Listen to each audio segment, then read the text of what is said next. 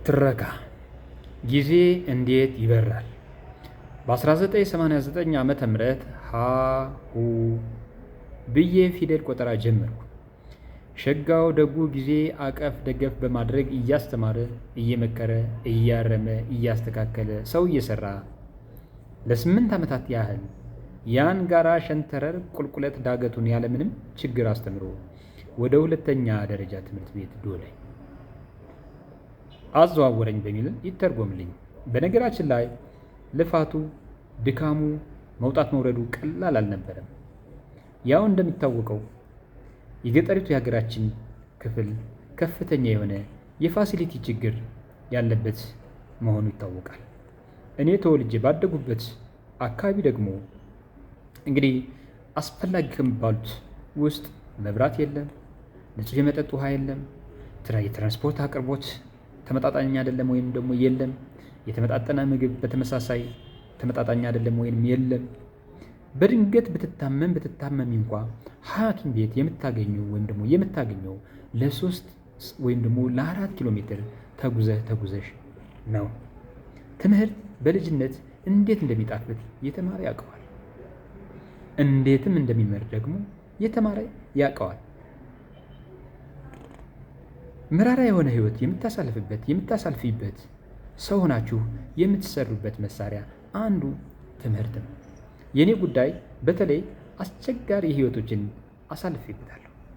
1989 ዓመተ ምህረት የኔና መሰል ጓደኞቼ ከፍተኛ የሆነ ችግር ውስጥ የወደቅንበት ጊዜ ነበር። እንግዲህ የወደቅንበትን ጊዜ በሚቀጥለው ትረካዬ እመለስበታለሁ። ጠብቁኝ። ጉዞዬ እጅግ የሚመር የሚጎመዘዝም ነበር።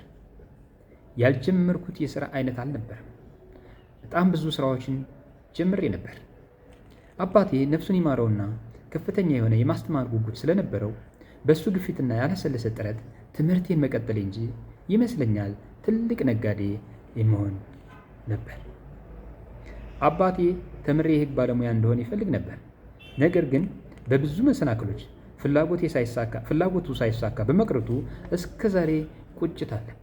ብዙ የፍትህ መዛባት ያጋጥመው ስለነበር ቁጭ አድርጎ መክሮኛል፣ ቁጭ አድርጎ ነግሮኛል፣ ቁጭ አድርጎ አስተምሮኛል። እኔም እየሰማው ያደጉ ስለሆኑ ሰዎች ፍትህ ሲጎልባቸው፣ ፍትህ ሲዛባባቸው ሳይ እቆጫለሁ፣ እበሳጫለሁ፣ እናደዳለሁ።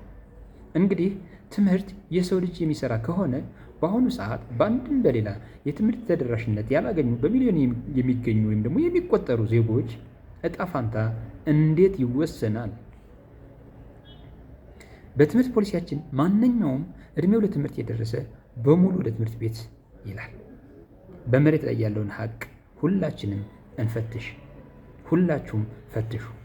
የሁለተኛ ደረጃ ትምህርቴን እንዳጠናቀቁ ጉዞ ወደ ምስራቅ ኢትዮጵያ አደረግኩ። የምስራቋ ኮከብ ጅጅጋ 2000 ዓ.ም ተቀላቀልኩ። 2002 ዓ.ም የመጀመሪያ ዲግሪን አጠናቅቄ የሥራ መስኬንን በዛው አካባቢ አደረግኩ። ነገር ግን 2008 ዓ.ም የጅጅጋ ከተማ ታሪካዊ ስህተት ሰራችብኝና ወደ ትውልድ ቀዬ ላከችኝ። ይሁን በምድሩ ያፈራሁት ሀብት ስለሆነ እንኳንም የወንድሞቼ ሕይወት አልጠፋ፣ አካል አልጎደለ። የረጅም ጊዜ ልፋቴና ድካሜን በአንድ ጀንበር ወደ አመድነት ተቀየረ። ይሁን ከላይ እንደጠቀስኩት ሰው ሁኜ ስለተሰራው ችግሮችን በጽናት ተቋቁሜ አለፍኩት። ከምንም በላይ የማልረሳው ጉዳይ የነበረው በቋንቋ የመግባባት ችግር። ያጋጠሙኝን ችግሮች ለመፍታት ከምንም በላይ ከፍተኛ ችግር የነበረው በቋንቋ የመግባባት ችግር፣ ከፍተኛ የሆነ የካሳ ክፍያ ጥያቄ ወይም ደግሞ መጠየቅ፣ የሕክምና ወጪ፣ የምግብ ወጪ እጅግ ፈታኝ ነበሩ። ይሁን እንጂ ያ ሁሉ ታለፈ። አሁን ላይ ነገሩን ያነሳሁት ካሳ ክፈሉኝ እያልኩ አይደለም።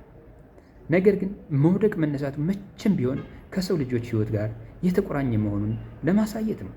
ትናንት ወደቅን፣ ዛሬ ተነሳን፣ ዛሬ ወደቅን፣ ነገ እንደምነሳ ምንም ጥርጣሬ የለውም። ስላዳመጣችሁኝ እጅግ አድርጌ አመሰግናለሁ። በሌሎች ፓርቶች ወይም ደግሞ በሌላ ክፍል እስከምመለስ ሀሳብ፣ አስተያየት፣ ኮመንት ስጡበት። እጅግ አድርጌ አመሰግናለሁ።